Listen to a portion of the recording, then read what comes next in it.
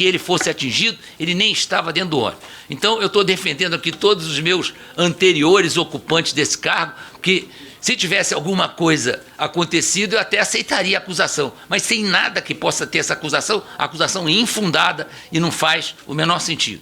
A outra coisa que eu disse para uma jornalista, é que eu teria que ter bola de cristal para adivinhar que aquela aeronave da Força Aérea Brasileira estava transportando cocaína. Disse isso não porque quisesse me isentar, porque aquela aeronave não era objeto de revista do GSI. O GSI é responsável por revistas detalhadas dos aviões que vão ser utilizados pelo presidente, pelo vice-presidente da República. Está em decreto isso, também não dá para discutir. Dos 20 minutos, ele mencionou no início, mas direito regimental. Eu espero assim, que os convidados consigam ser mais concisos e, inclusive, se faço aqui uma observação, se porventura o general Heleno já tiver respondido uma das questões e os nossos dois convidados quiserem, né, economizar na resposta, nós agradecemos. Então, com a palavra... tenho direito à tréplica, porque eu fui mencionado diretamente pelo general. Presidente, não. Deputado David. É regimental. É regimental. Deputado David. Regimental. O general me mencionou e eu tenho direito a 1 minuto, porque eu fui mencionado. Deputado David, eu vou passar a palavra, eu vou recolher. Primeiramente, obrigado, general, por estar aqui, a mesa inteira. A gente fez esse requerimento, convite, né, primeiro convocatório, mas depois de convite, para tratar essa relação exatamente do que aconteceu, o caso recente, que eu acho que já foi debatido um pouco aqui, mas só para pontuar sobre a avaliação do militar, né, preso com 39 quilos de cocaína no avião presidencial. Isso é uma questão muito grave para a soberania nacional, principalmente a forma que repercutiu. Foi um caso que não tinha acontecido antes na história brasileira. Isso mancha a nossa farda, né? Mancha a nossa nação, principalmente nesse momento. Eu queria saber se há uma avaliação da defesa do GSI, né, em relação a isso, por que isso aconteceu, se tem uma investigação em curso, quais os critérios que foi responsável pela escala dos militares, e principalmente o militar que estava ali com o porte dessas drogas. Se o presidente Jair Bolsonaro exerce algum poder nessa escolha, se ele faz a escolha ou se é o general que faz essa escolha. Qual era a função desse militar na comitiva presidencial e quais são os procedimentos de checagem, principalmente para que isso não ocorra no futuro e nós tenhamos que passar essa vergonha internacionalmente, né, no âmbito principalmente da nossa farda, que é o que leva aí no nosso peito a nossa nação. Os militares em questão já responderam a algum processo penal, administrativo? Se sim, ele já foi condenado por algum crime, em algum caso afirmativo? Peço para que o senhor especifique. Quais são os planos do voo do presidente foi definido e por que Servilha foi escolha como escala da viagem? Acho que isso é uma questão muito importante, se esse foi o ponto onde foi feita a apreensão, para a gente poder ter uma noção se houve um plano pré-definido sobre isso. Há registros semelhantes nas Forças Armadas e missões presidenciais envolvendo tráfico internacional de entorpecentes? Existe protocolo ou políticas de prevenção e combate a tráfico de drogas domésticas e internacional dentro das Forças Armadas, GSI? E outras perguntas, já que ainda me tem um pouco de tempo. O vereador Carlos Bolsonaro, filho do presidente Jair Bolsonaro e irmão do presidente dessa comissão, fez ataques contra o senhor nas redes sociais após a prisão do militar com 39 quilos de cocaína no avião presidencial. O general Luiz Eduardo Rocha saiu em sua defesa e falou que ele é pau-mandado do Olavo. Queria que o senhor pudesse comentar esse tipo de relação que existe me desculpa, né, presidente? Entre os filhos do presidente e a posição que a presidência tem hoje em dia, a forma que eles são incisivos e entram dentro das próprias políticas que vem acontecendo dentro dos ministérios e com os próprios generais. Em recente entrevista no jornal Valor, o senhor teria manifestado seu apoio a Abraham, ministro da ala olavista do Bolsonaro. O senhor disse: admito todas as ideologias, mas não podemos ter 100 professores e 90 fazendo doutrinação. Eu queria que o senhor pudesse me explicar um pouco mais sobre o que significa essa doutrinação que o senhor fala que a gente tem nas faculdades. E a última, só para poder fechar aqui, nessa mesma entrevista no Valor, o senhor falou que acontece absurdos nas universidades. E muitas delas sequer é possível fazer uma discussão sobre o que acontece. Eu me pergunto se os absurdos que o senhor se refere, dentre esses absurdos, a apreensão de 39 quilos de cocaína, esse tipo de absurdo que acontece nos aviões presidenciais, são esses absurdos que o senhor fala que acontece dentro das faculdades federais do país, que vocês falam que existe balbúrdia, são esses tipos de absurdos. E, para concluir, só, presidente...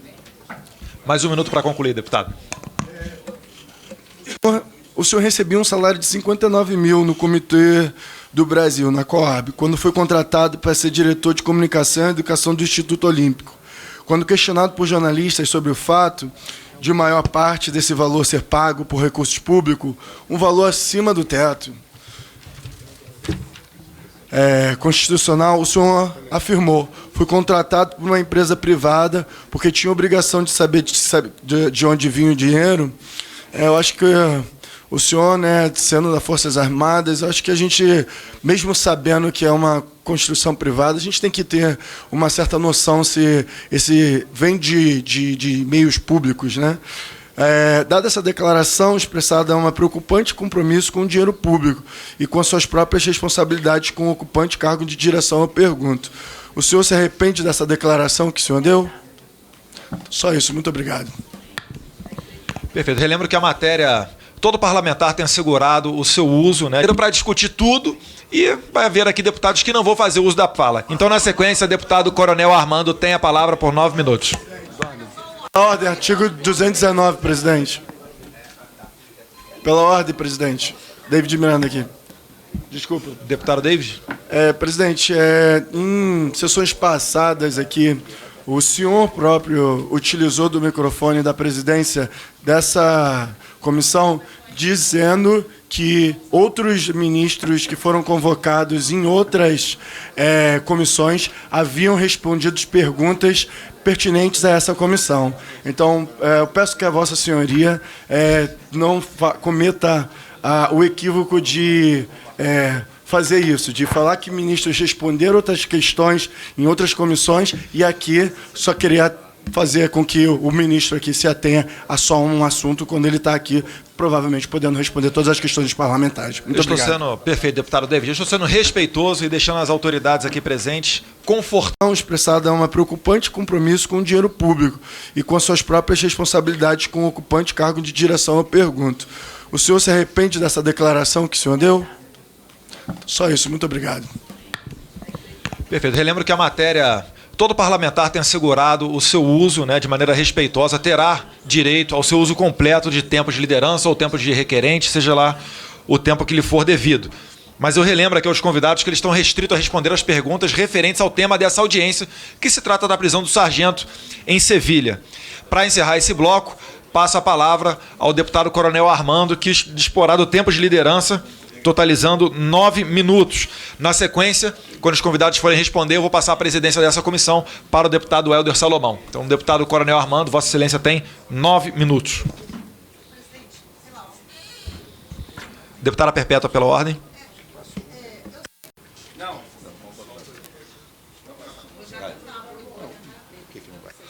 O presidente está sem som. Ainda não. É você. Bom, eu quero agradecer aos digníssimos parlamentares que dirigiram as perguntas. Estou surpreendido por serem 5 minutos, porque pela quantidade de perguntas e pelos assuntos que abordaram, eu teria que resolver todos os problemas do Brasil em 5 minutos, não dá, né? Mas vamos tentar, pelo menos, responder alguma coisa do que for perguntar. Eu vou me ater ao motivo da audiência exatamente por isso. Meu tempo aqui não dá para resolver os problemas que colocaram. Bom,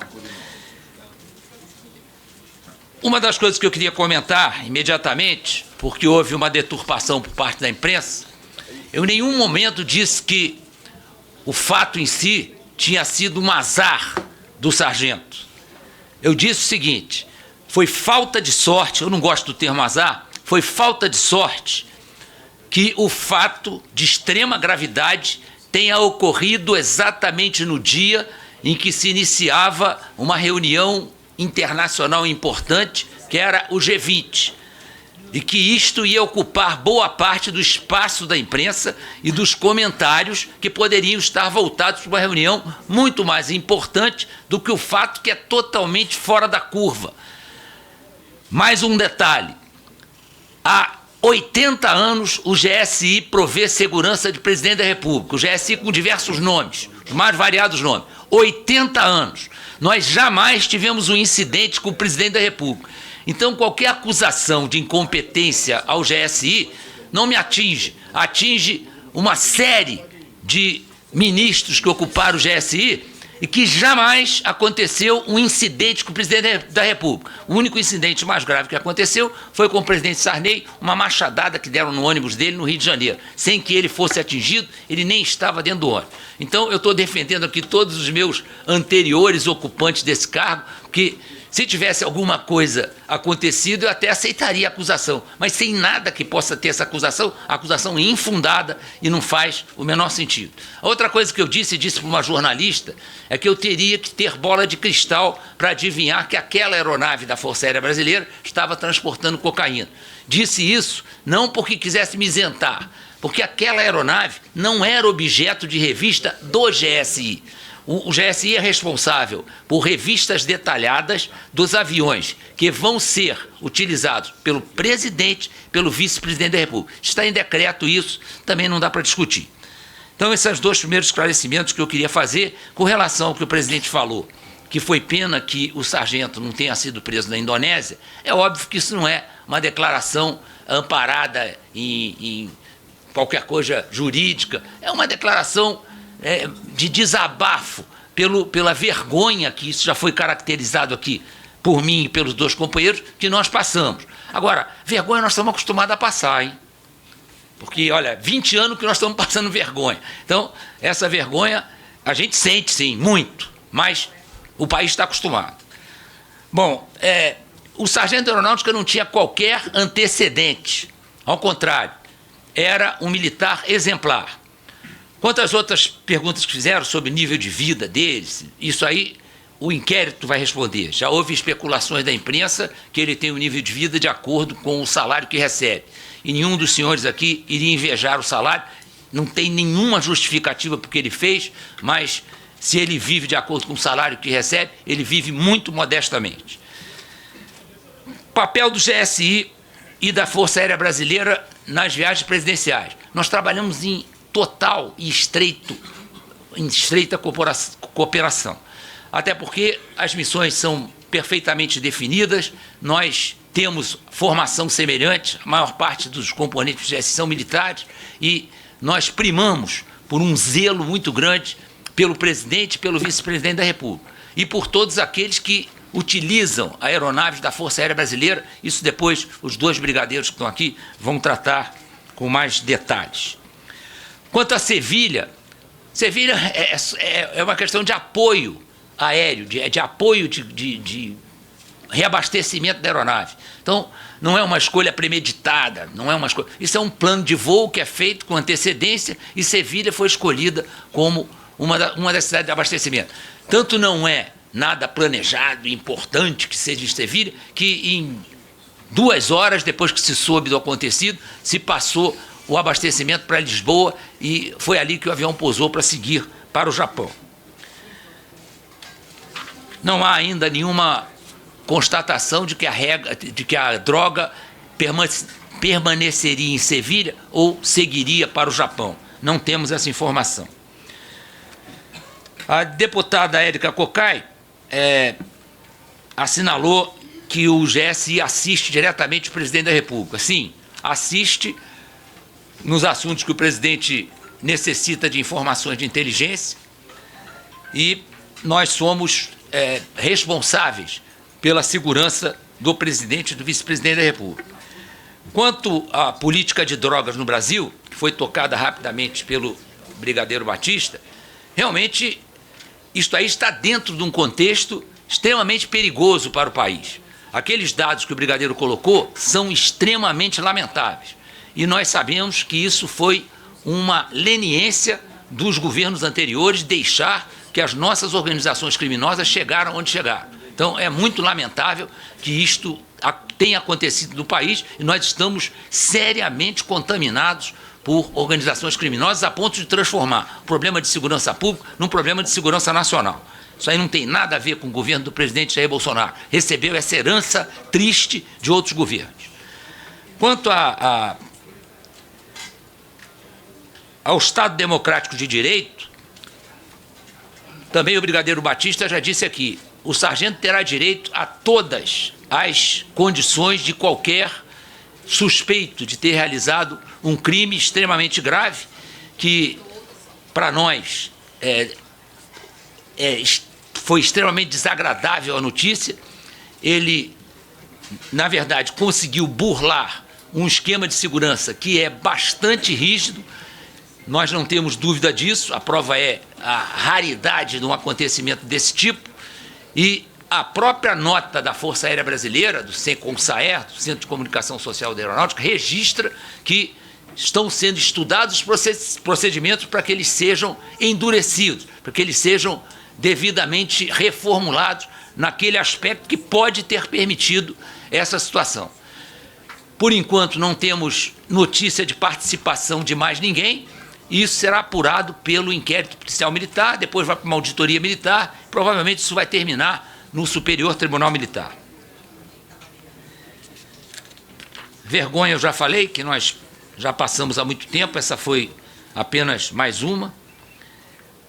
A deputada Perpétua falou sobre os comentários sobre o que disse um dos filhos do presidente, o Carlos Bolsonaro, e sobre os comentários que foram feitos pelo senhor Olavo de Carvalho. Eu desconheci os comentários. Os comentários do Carlos, eu sei perfeitamente, porque já tive convívio com ele. Ele é extremamente traumatizado pelo atentado que buscou modificar a situação política do Brasil, atentado à faca que o presidente sofreu. Naquela situação, ele estava sob cuidados da Polícia Federal. Não estou, de maneira nenhuma, colocando qualquer tipo de responsabilidade na Polícia Federal. É uma polícia que melhorou muito e visivelmente nas últimas décadas. Tem hoje um equipamento de alta qualidade, é extremamente eficiente. O que acontece muitas vezes com uma autoridade como o presidente Bolsonaro e numa campanha a presidente da República? Ele desrespeita as regras que foram traçadas por quem está fazendo sua segurança. Isso aí é normal, é natural. E aqueles que fazem a segurança não podem impedir que o candidato, como hoje, por exemplo, nós vivemos isso quase em todas as viagens do presidente. Ele acaba fazendo coisas que, para a segurança, são arriscadas, né? Tem alguns deputados aqui que já acompanharam o presidente em viagem. O próprio comboio, a gente está indo para o aeroporto, na viagem foi Criciúma, não? Quem me ajuda aí? Quem lembra a viagem que ele saltou de 200 e 200 metros para ir para a galera? Presidente, eu queria levantar a questão do tempo somente, se não prejudica os outros parlamentares. Eu vou pedir que o general seja sucinto para concluir. Bom, então, para concluir o seguinte, e o senhor Olavo de Carvalho, se eu encontrar na rua, não sei quem é. Então, eu não vou dedicar ao senhor Olavo de Carvalho, meu tempo é precioso. Eu não dedico ao senhor Olavo de Carvalho parte do meu tempo, nunca dediquei. Então, vou continuar não dedicando. E não me atinge em nada. Eu não vou ficar gastando tempo de responder a cada bobagem que falam, eu não vou ficar respondendo. Então, isso não passa nem na minha cabeça. Eu não estou aqui para ficar discutindo, tem muita coisa para fazer e não tenho tempo de ficar discutindo bobagem, né? Bom. Última coisa que eu quero falar, porque isso me atinge pessoalmente, foi o que o deputado David levantou sobre o Comitê Olímpico do Brasil. Pergunta ótima. Eu fui trabalhar no Comitê Olímpico do Brasil a convite do Dr. Carlos Arthur Nussmann. Outro dia disseram que eu era o principal assessor do Nussmann. Nunca fui. Fui ocupar a vaga de diretor da área de educação, que é materializada pelo Instituto Olímpico Brasileiro. Comecei ganhando cerca de R$30 mil, e o Comitê Olímpico Brasileiro é ligado a um sindicato, que eu nunca me preocupei, não dou importância para sindicato, nunca me preocupei qual era o sindicato. Eu sei que eu recebi aumento pelo acordo feito pelo sindicato com aqueles que eram ligados a esse sindicato. Nos 3 últimos meses no Comitê Olímpico do Brasil, levantaram lá o meu contra-cheque, chegou a 50 e poucos mil reais. Tá? Eu nunca pedi aumento no COB, eu recebi o que o COB me pagava, é uma entidade privada. Então, outra coisa, o dinheiro do Comitê Olímpico do Brasil sai do valor apostado na Caixa Econômica Federal nos seus diversos concursos. Este valor, há uma discussão que até hoje não chegaram à conclusão se isto é dinheiro público ou não. Por quê? Porque o dinheiro que é destinado não só ao COB, ao Comitê Paralímpico e à Confederação Brasileira de Clubes, esse dinheiro é 2% do que o apostador receberia. Então, esse dinheiro jamais iria para o Tesouro Nacional. Então, até hoje, há uma séria discussão no próprio TCU se isso é dinheiro público. Só que eu ganhava honestamente, trabalhava muito no COB. Formamos mais de 1.000 gestores esportivos. Formamos mais de 300 treinadores. Eu não tenho vergonha nenhuma de ter sido bem pago, como os senhores aqui, a grande maioria, não tem vergonha. Eu tenho vergonha do que eu recebo no Exército. Isso eu tenho vergonha. Que eu mostrar para o meu filho que eu sou general de Exército e ganho líquido R$19 mil, eu tenho vergonha, né? Agora, do dinheiro que eu recebia no COB, eu ganhava honestamente. E foi a única vez, eu sempre brinco isso, foi a única vez que eu ia no restaurante e olhava o cardápio pelo lado esquerdo. Que eu sempre olhei no restaurante, eu e meus filhos, o cardápio pelo lado direito. General, muito obrigado. Olha, eu peço assim, eu até fui mais flexível com o general. Vergonha, né? Agora, do dinheiro que eu recebia no COB, eu ganhava honestamente. E foi a única vez, eu sempre brinco isso, foi a única vez que eu ia no restaurante e olhava o cardápio pelo lado esquerdo. Que eu sempre olhei no restaurante, eu e meus filhos, o cardápio pelo lado direito. General, muito obrigado. Olha, eu peço assim, eu até fui mais flexível com o general, porque ele não usou grande parte dos 20 minutos ele mencionou no início, mas direito regimental. Eu espero assim que os convidados consigam ser mais concisos e, inclusive, se faço aqui uma observação, se porventura o general Heleno já tiver respondido uma das questões e os nossos 2 convidados quiserem, né, economizar na resposta, nós agradecemos. Então, com a palavra... tenho direito à tréplica, porque eu fui mencionado diretamente pelo general. Presidente, Deputado David. É regimental. Deputado David. Deputado David. O general me mencionou e eu tenho direito a 1 minuto, porque eu fui mencionado. Deputado David, eu vou passar a palavra, eu vou recolher a sua questão de ordem, vou passar a palavra ao Tenente Brigadeiro Carlos Almeida Batista. Por 5 minutos. Não querem ter... Deputado David, eu recolhi a questão de ordem, a gente já responde daqui a pouco. Com a palavra, Tenente Brigadeiro. Ministro do GSI, General Heleno, tem a palavra por 5 minutos para responder aos questionamentos. E, na sequência, o Tenente Brigadeiro Eduardo Batista e Tenente Brigadeiro Eduardo Amaral. Tem a palavra, General.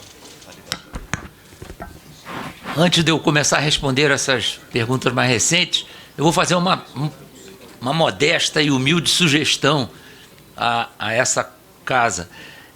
Os tempos destinados a quem questiona e a quem responde são completamente... Porque eu tenho 50 minutos de pergunta, aí tive 5 minutos para responder. Agora mais 20 e poucos minutos, tenho... Quanto tempo? 5 minutos. Pô, É difícil apurar um fato assim, é para massacrar o camarada que vem aqui, mas tudo bem. Eu só estou sugerindo para pensarem nesse... Não. Para pensarem na divisão desse tempo. Você certamente vai ter Está uma muito benevolência. injusta, viu? Vou apelar para a Comissão de Direitos Humanos para esse tempo ser modificado. Mas vamos lá. Bom, na abertura, porque não tinha muita coisa para falar. Bom, quanto à vida pregressa do sargento e quanto ao problema de avaliação, as nossas Forças Armadas têm um orgulho muito grande de ter nas suas promoções um único critério que é levado em conta, que é a meritocracia. E essa meritocracia não é por ouvir ou por olhar, ela é montada em cima de uma didática e de uma metodologia de julgamento das pessoas, de conceito dado não só pelos subordinados e pelos superiores, mas inclusive pelos pares.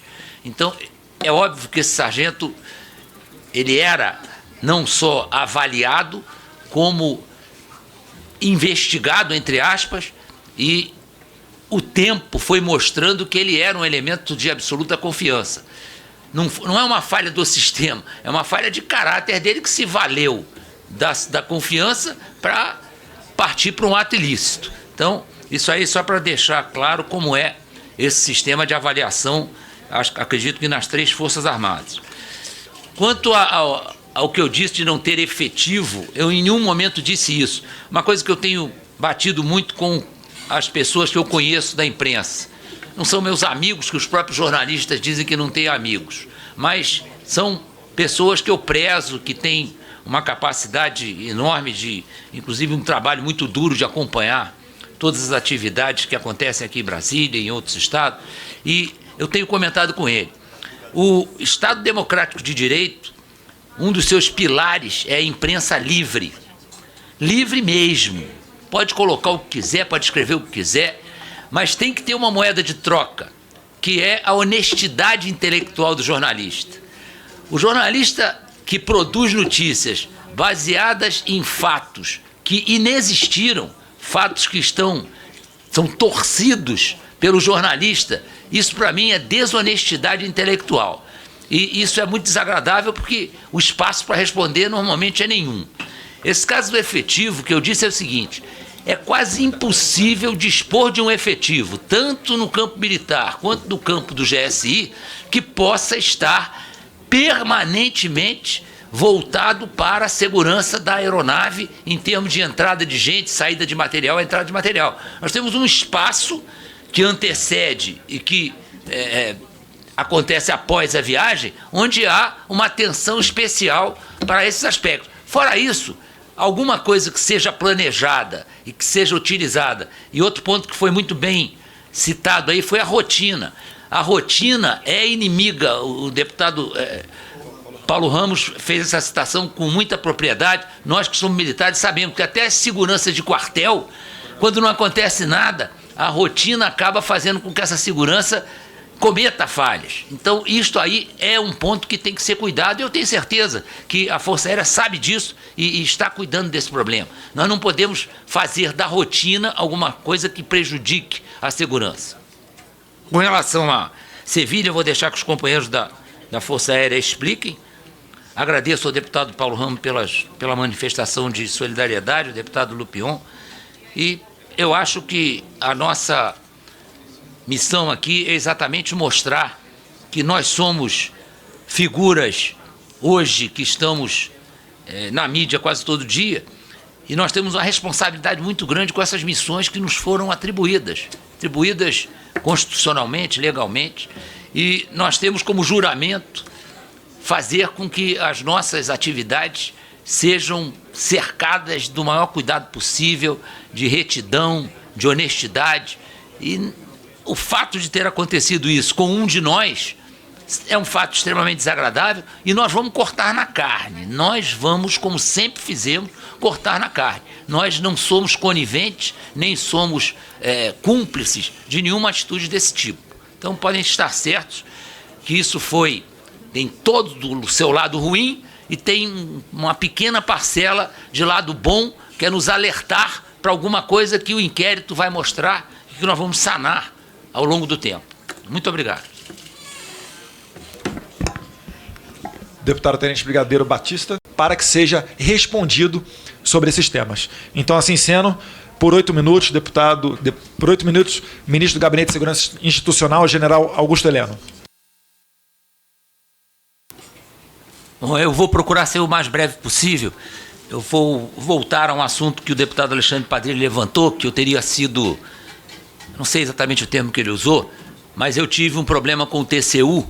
Quando eu era chefe do Departamento de Ciência e Tecnologia, fui procurado pelo comandante do Exército, pedindo que nós assumíssemos uma licitação para concluir um projeto de comando e controle, que já estava adiantado no Instituto Militar de Engenharia, e quem poderia ajudar era a Fundação Ricardo Franco. E ou se fazia o projeto de comando e controle, ou então a competição que já estava determinada que fosse feita no Brasil, ela teria uma deficiência grande de segurança cibernética, de segurança eletrônica. Então, eu topei e assumi a conclusão desse projeto. Aí depois, um auditor lá do TCU chegou à conclusão que não havia compatibilidade de finalidade, né, entre o Departamento de Ciência e Tecnologia, o Instituto Militar de Engenharia, que era meu subordinado, e a Fundação Ricardo Franco, que era totalmente ligada ao INME. Levou algum tempo para chegar à conclusão que isso era uma bobagem sem tamanho, e eu fui absolvido. Então, só queria dizer que isso aí eu nem me preocupei, porque era uma coisa tão esdrúxula que eu nem me preocupei. Então, isso aí foi uma passagem completamente inexpressiva na minha vida e fui absolvido pelo TCU. Então, qualquer coisa, é só consultar lá o processo. Bom, outra coisa que eu queria esclarecer a deputada... Só quando o senhor for condenado, a gente vai convidar o senhor para explicar sobre isso. Eu não fui condenado. É o que diz a matéria. Eu fui condenado a pagar uma multa de R$4.000. Ah, então o senhor foi condenado. Não fui condenado. General Heleno foi condenado pelo TCU por contrato irregular no valor de 20... Deputado, por favor, vamos dar oportunidade ao ministro do GSI responder. Ele já iniciou... A Folha de São Paulo? Só um instantinho. Nós vamos dar... Isso foi a Folha de São Paulo. Pode desacreditar, né? Isso não é verdade. Não fui condenado a nada, nem paguei a multa. Está dizendo aqui. Então o senhor está questionando a matéria. Mas a gente vai poder convidar o senhor para poder explicar. Eu fui multado em R$4.000. Foi isso. Deputado, por favor, vamos nos ater aqui novamente à questão da audiência e garantir de novo a palavra ao ministro do GSI, general Augusto Heleno. Eu já expliquei que eu tinha que explicar. Se o senhor quiser concluir, problema seu. Bom, a deputada Gleisi Hoffmann, só queria esclarecer um problema que é de regulamento militar. Fazer continência a pavilhões de países estrangeiros é obrigação do militar, não é escolha. Eu tenho que fazer continência para o pavilhão da Coreia do Norte, de Cuba, da Venezuela, eu tenho que fazer continência. É obrigatório. Isso aí é regulamento militar. Para esses países eu tenho certeza que o senhor não gostaria. Não, faço mesmo que não goste. Eu fiz continência para vários comandantes supremos que eu não gostava, né? Mas eu sou obrigado a fazer. Bom, eu não vou entrar nos outros detalhes que a senhora falou, porque eu teria que ter muito mais tempo aqui para fazer essas considerações. Não tenho ódio nenhum, não tenho ódio a ninguém, não tenho ódio ao seu partido, o ódio não faz parte dos meus defeitos e faço votos que o partido mude um pouco a sua maneira de proceder, mas não tenho nenhum ódio ao partido, nada. Bom, com relação às considerações finais, eu acho que a nossa vinda aqui foi muito útil, bastante proveitosa. Eu fiz questão de aceitar o convite. Eu acho que esse contato entre nós e os parlamentares é muito construtivo, é muito gratificante. Nós passamos a conhecer alguns dos senhores mais de perto, passamos a sentir qual é o clima que hoje norteia o nosso Congresso Nacional. Isso é muito importante para nós, que hoje somos homens públicos e precisamos conhecer esse clima. Então podem estar certos que a nossa vinda aqui para nós foi um prazer, uma honra, eu estou falando em nome dos 2 brigadeiros, porque são meus amigos, eu sei o que eles pensam, e eu tenho certeza que foi bastante esclarecedora para mostrar que nós não temos nenhuma intenção de passar a mão na cabeça quando acontece um caso desse. Para nós, como já foi dito aqui, largamente reafirmado que foi lamentável, foi uma situação extremamente desagradável, nos colheu de surpresa, e exatamente a reação nacional ao fato é uma prova de que isso é um fato completamente incomum. Se todo mundo achasse normal, pegaram mais 100, né? Isso aí é que a gente ia ficar preocupado. Mas um fato desse, ter essa repercussão nacional, prova a lisura, a integridade, a nossa dedicação ao serviço, e que nós não vamos transgredir nesse caso, ao contrário, nós vamos querer exatamente buscar o aperfeiçoamento, buscar punir os responsáveis, apurar tudo que foi. Muita coisa foi perguntada aqui, são nossas perguntas também. Entre nós já conversamos sobre isso. Então podem estar certos que isso não vai passar em branco, isso é um fato que, inclusive, uma das pequeníssimas vantagens é nos ter alertado que isso pode ser melhorado, nós vamos melhorar. Nós temos um orgulho enorme de termos junto à população o conceito de uma instituição absolutamente séria, limpa, que preza pelos seus valores. Nós não nos deixamos levar por nenhum dos valores que foram pregados aí recentemente, conseguimos nos manter incólumes em relação a isso. Talvez isso tenha contribuído para que muitos de nós hoje estejamos junto ao presidente da República. Isso não quer dizer que seja governo militar. Eu canso de repetir, não existe ala militar no Palácio do Planalto. Alguns órgãos de imprensa tentaram plantar isso aí como se fosse uma verdade incontestável. É mentira, não há ala militar no Palácio do Planalto. E eu provo pelo fato de jamais ter acontecido uma reunião entre os militares que estão no Palácio do Planalto para tratar de qualquer assunto governamental. Os assuntos governamentais são tratados em reuniões ministeriais, quando nós somos ministros, e dentro de cada ministério, dentro de cada gabinete, de acordo com a nossa especificação. Então, jamais houve no Palácio do Planalto quem mostrar uma foto dessa, de reunião da ala militar, como andaram nos intitulando aí. No Palácio do Planalto, eu peço demissão no dia seguinte, tá? Se houver uma foto dessa, eu peço demissão no dia seguinte. Então, nunca aconteceu isso. Então, começo a rotular determinadas coisas, porque há interesse, lógico, e eu garanto a vocês que não existe essa preocupação. Nós fomos para o governo porque é uma coisa coerente aproveitar os militares. Eu já fiz as contas, quantos anos eu estudei por conta da nação. Foram cerca de 18 anos. Não aproveitar toda a bagagem que eu trago, que não é nada maravilhoso, mas me foi proporcionada pela nação brasileira. Eu conheço o Brasil, eu viajei pelo Brasil inteiro, tive 3 missões no exterior. De repente eu vou embora para casa por questões óbvias que o militar não pode, depois de uma certa idade, ser um comandante de brigada, de divisão, de exército, porque o vigor físico dele já não é compatível com uma situação de guerra. Mas nós podemos perfeitamente ser aproveitados pela nação que contribuiu para a nossa formação. Então, isso foi uma questão de coerência e que o presidente Bolsonaro, graças a Deus, está aproveitando o que o país nos proporciona para fazer emprego disso para o bem do nosso Brasil. Muito obrigado. Brasil acima de tudo.